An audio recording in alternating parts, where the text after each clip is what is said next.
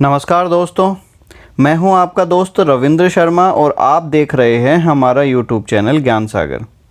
दोस्तों, मनुष्य का परम कर्तव्य होता है अपने शरीर को निरोगी रखना और इसी लक्ष्य की पूर्ति के लिए हम हमारे चैनल पर नए नए वीडियो लेकर आते रहते हैं बीमारियों से संबंधित और उनके घरेलू और आयुर्वेदिक उपायों से संबंधित।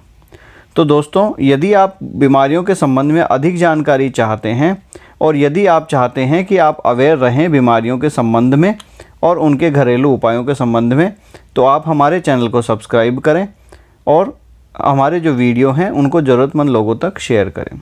तो दोस्तों, आज हम बात करेंगे एक ऐसी समस्या के बारे में जिसे लोग साधारणतः समस्या नहीं मानते हैं, परंतु आगे चलकर वह एक गंभीर समस्या बन जाती है। हाँ दोस्तों, हम बताएंगे आपको खर्राटों के बारे में। सोते समय खर्राटे लेने की समस्या इतनी सामान्य हो गई है कि लोग अब इसे बीमारी ही नहीं समझते हैं। खर्राटे लेने वाले को भले ही कुछ न पता चले, लेकिन उसके साथ सोने वाले की नींद हराम हो जाती है। आपको शायद पता न होगा, लेकिन सोते समय खर्राटे लेना एक तरह की असामान्यता है। अगर यह समस्या बहुत बढ़ गई है तो खर्राटे लेने वाले को तुरंत डॉक्टर से संपर्क करना चाहिए। खर्राटे लेने का सीधा संबंध दिल से जुड़ी बीमारियों से भी होता है। हालांकि यह समस्या अगर नॉर्मल है, यदि ज़्यादा खर्राटे नहीं आते हैं तो इनको घरेलू उपायों के द्वारा भी दूर किया जा सकता है। दोस्तों, घरेलू उपायों के बारे में हम जानें उससे पहले हम जानते हैं खर्राटों के बारे में एक सामान्य परिचय। खर्राटे क्यों आते हैं और उसके बारे में एक सामान्य जानकारी हम आपको बताते हैं। अक्सर सोते समय कुछ व्यक्ति सांस लेते हैं और छोड़ते हैं तो उस समय पे कठोर और छरछरी आवाज़ निकलती है। इसे हम खर्राटे कहते हैं। खर्राटों की आवाज़ तब पैदा होती है जब हवा का बहाव गले की त्वचा में स्थित ऊतकों में कंपन पैदा करता है। खर्राटे सांस अंदर लेते समय आते हैं। खर्राटों की आवाज़ नाक या मुंह या दोनों में से किसी से भी आ सकती है, आती है। यह आवाज़ सोने के बाद किसी भी समय शुरू हो जाती है और किसी भी समय पर बंद हो जाती है। ज़्यादातर लोग सोते समय कभी न कभी खर्राटे लेते ही हैं। ज़्यादातर पुरुषों में यानी मेल में यह खर्राटे की समस्या एक सामान्य होती है।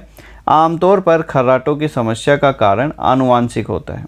यदि परिवार में किसी सदस्य के खर्राटे की समस्या है तो बाकी सदस्यों में भी खर्राटों की समस्या होने की संभावना बढ़ जाती है।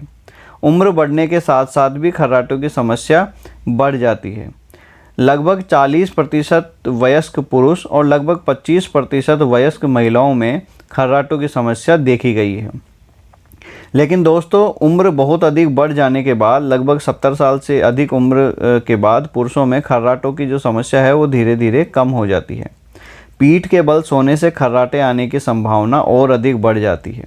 दोस्तों, इसके अलावा शराब और अन्य नशीले पदार्थों का सेवन करने से गले की मांसपेशियां शिथिल पड़ जाती हैं। इससे भी खर्राटे आने लगते हैं।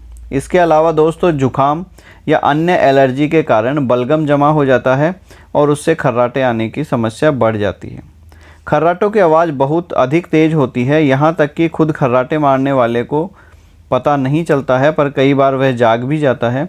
अधिकांश मामलों में लोगों को खुद पता नहीं चलता है कि वे खर्राटे लेते हैं। जो व्यक्ति खर्राटे लेते हैं उन्हें नींद से जागने के बाद उनका मुंह सूखा हुआ होता है और गले में कई बार जलन भी महसूस होती है।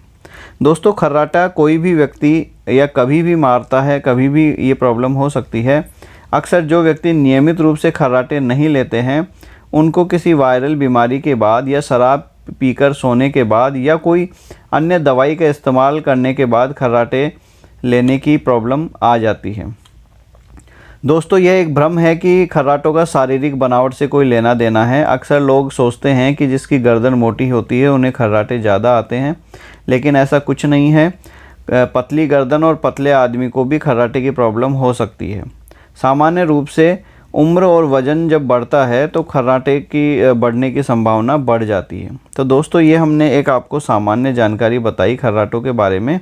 अब हम आपको कुछ आयुर्वेदिक उपचार बताते हैं, घरेलू उपचार बताते हैं, जिसके कारण आप खर्राटों की प्रॉब्लम से निजात पा सकते हैं। दोस्तों, यदि आपको खर्राटे की प्रॉब्लम है तो आप पुदीने के तेल का इस्तेमाल कर सकते हैं। पुदीने में मौजूद सूजन रोधी गुण झिल्ली की सूजन को कम करने में मदद करता है। इसकी मदद से आपको सोते समय सांस लेने में किसी भी तरह की परेशानी नहीं होती है। पुदीने का उपाय एलर्जी, ठंड या शुष्क हवा के कारण होने वाली अस्थायी खर्राटों से हमारी रक्षा करता है। इसका इस्तेमाल कैसे करना है दोस्तों? 1 गिलास पानी में 1 या 2 बूंद पुदीने का तेल डाल लें। अब इस मिश्रण को रात में सोने से पहले इसका गरारा करें। ध्यान रखें, इस मिश्रण को आपको निगलना नहीं है। इस प्रोसेस को आप डेली आपको करना है और जब तक करना है जब तक आपको अच्छे रिजल्ट्स नहीं मिल जाते हैं। इसके अलावा सोने से पहले अपने नाक के निचले हिस्से में थोड़ा पुदीने का तेल भी आपको लगाना चाहिए। दोस्तों, इसके अलावा जैतून का तेल इस्तेमाल करें। जैतून के तेल भी सूजन रोधी इसमें गुण पाए जाते हैं। जैतून का तेल सूजन को दूर करता है, जिससे हवा को आने जाने में कोई प्रॉब्लम नहीं होती है। इसका इस्तेमाल आपको दोस्तों कैसे करना है? रोज़ाना रात को सोने से पहले 1 या 2 बूंद जैतून का तेल आपको यूज़ करना है। 1 या आधा चम्मच जैतून का तेल शहद में मिलाएं। अब इस मिश्रण को रोज़ाना रात को सोने से पहले आपको पीना चाहिए।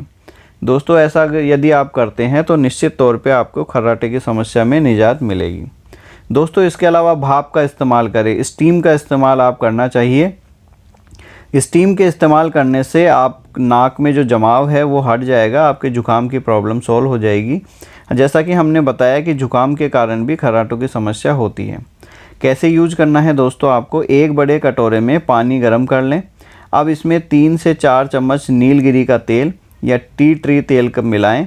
अब अपने सिर को तौलिए से ढक लें और 10 मिनट तक गहरी सांस लेने की कोशिश करें। नाक में जमाव को दूर करने के लिए इस उपाय को रोज़ाना रात को सोने से पहले आपको अपनाना चाहिए। इसके अलावा दोस्तों, घी का इस्तेमाल करें। घी को गर्म कर लें। गर्म करने के बाद इसको थोड़ा गुनगुना कर लें और उसके बाद इसकी 1-1 बूंद नाक में डालनी चाहिए। रोज़ाना यदि आप ऐसा करते हैं तो आपको बहुत ही फ़ायदा मिलेगा। तो दोस्तों, आज हमने आपको कुछ उपाय बताए हैं। यदि आप यह उपाय करते हैं तो निश्चित तौर पर आपको बहुत ही फ़ायदा मिलेगा। दोस्तों, अगले वीडियो में हम अन्य और उपाय बताएंगे, घरेलू उपाय बताएंगे, जिसके द्वारा आपको फ़ायदा मिल सकता है। यदि आपको यह वीडियो पसंद आया है तो दोस्तों इस वीडियो को लाइक करें, जिससे हम और अधिक मोटिवेट हों और अधिक अच्छे वीडियो और आयुर्वेदिक और घरेलू उपचारों के वीडियो बनाने में हम समर्थ हों। और यदि आपको यह वीडियो पसंद आया है तो जो ज़रूरतमंद लोग हैं कम से कम उन तक ये वीडियो शेयर करें, जिससे कि उनको फ़ायदा हो। यह बहुत ही एक अच्छा काम होता है शेयर करना। इसके अलावा यदि आप हमारे चैनल पर नए हैं और अभी तक आपने हमारे चैनल को सब्सक्राइब नहीं किया है तो आप हमारे चैनल को सब्सक्राइब करें और बेल आइकन को प्रेस करें, जिससे कि नए नोटिफिकेशन आपको सबसे पहले मिलते रहें। धन्यवाद दोस्तों।